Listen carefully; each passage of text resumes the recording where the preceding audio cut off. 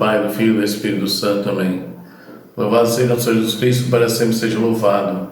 Amados irmãos e irmãs, mais uma vez nos reunimos para refletirmos a palavra de Deus hoje, dia 4 de julho. Vamos refletir o Evangelho de Mateus, capítulo 16, versículo 13 a 19. O Senhor esteja convosco, Ele está no meio de nós. Proclamação do Evangelho de Jesus Cristo segundo São Mateus. Glória a vós, Senhor. Naquele tempo, Jesus foi à região de Cesaré de Filipe e ali perguntou aos seus discípulos: quem dizem os homens ser o Filho do Homem? Eles responderam: alguns dizem que és João Batista, outros que és Elias, outros ainda que és Jeremias ou algum dos profetas. Então Jesus lhes perguntou: e vós, quem dizeis que eu sou? Simão Pedro respondeu: tu és o Messias, o Filho de Deus vivo. Respondendo, Jesus lhe disse: feliz és tu, Simão, filho de Jonas, porque não foi um ser humano que te revelou isso, mas o meu Pai que está no céu. Por isso eu te digo que tu és Pedro, e sobre esta pedra construirei a minha igreja, e o poder do inferno nunca poderá vencê-la.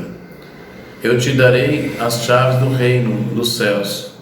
Tudo o que tu ligares na terra será ligado nos céus.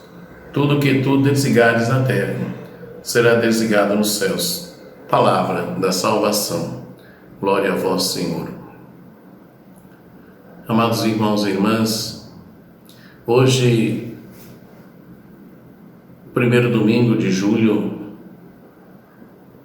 nós celebramos a festa solenidade de São Pedro e São Paulo.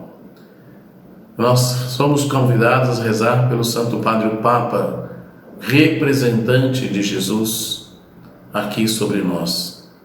Ele que está ou assume a cátedra de Pedro. Pedro é aquele que nós ouvimos o Evangelho, que reconhece Jesus como Messias. Diante da pergunta que Jesus faz aos seus discípulos: quem diz os homens ser o Filho do Homem? Jesus já dá a resposta: o Filho do Homem. Quem diz os homens? E Jesus quer saber o que as pessoas dizem diante da experiência, diante daquilo que eles veem. E alguns dizem que é João Batista, outros que é Elias, outros que é Jeremias, ou alguns dos profetas. Mas Jesus agora volta a pergunta para os seus discípulos: e vocês? O que vocês dizem? E Pedro então toma a palavra e diz: tu és o Messias, o Filho de Deus vivo. Ou seja, reconhece esse Messias. E nós sabemos que Pedro está reconhecendo esse Messias numa outra categoria. O Messias que Israel esperava, o Messias que ia lutar. Por isso depois, mais tarde, Pedro não vai aceitar quando Jesus falar do que vai acontecer com ele. E Jesus vai dizer para ele: afasta-se de mim, porque você não pensa como Deus, você pensa como os homens. Aqui Jesus, nesse Evangelho, Jesus elogia Pedro. Não, Jesus fala: olha, muito bem, Pedro, você respondeu bem, mas o que você respondeu não foi uma sabedoria humana, mas foi Deus. Foi a sabedoria divina que te revelou isso. Por isso, Pedro, você vai ter, ou vai assumir um compromisso. Você vai ser aquele que vai me representar, que vai ficar no meu lugar. Tu és Pedro, sobre esta pedra edificarei a minha igreja. É o que Jesus vai falar. E o poder, Jesus diz: olha, e o poder do inferno não prevalecerá. O poder do inferno nunca poderá vencê-lo. Ou seja, olha, interessante. Então Jesus já mostra aí que vai haver dificuldade, vai haver conflito, mas o poder do inferno não vai vencer. As dificuldades vão surgir. E Jesus então fala: eu vou lhe dar a chave do reino. É você, Pedro, que vai ficar responsável de fechar ou abrir.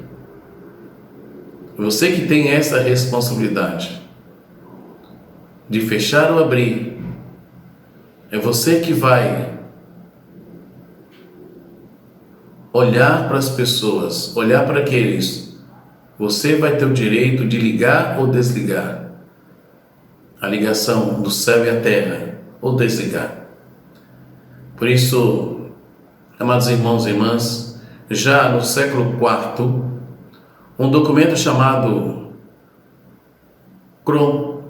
Cronógrafo Filocatiliano comprova a existência de uma festa litúrgica em honra dos apóstolos Pedro e Paulo.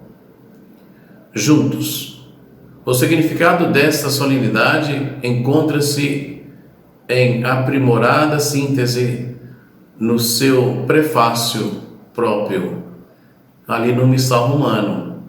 Hoje vós nos concedeis a alegria de festejar os apóstolos São Pedro e São Paulo. Pedro primeiro a proclamar a fé, Pedro primeiro a proclamar a fé, como nós ouvimos aí no Evangelho de hoje. Fundou a igreja primitiva sobre a herança de Israel. Paulo, mestre e doutor das nações, anunciou-lhes o Evangelho da salvação. Por diferentes meios, os dois congregaram a única família e, unidos pela coroa do martírio, recebem hoje, por toda a terra, igual veneração.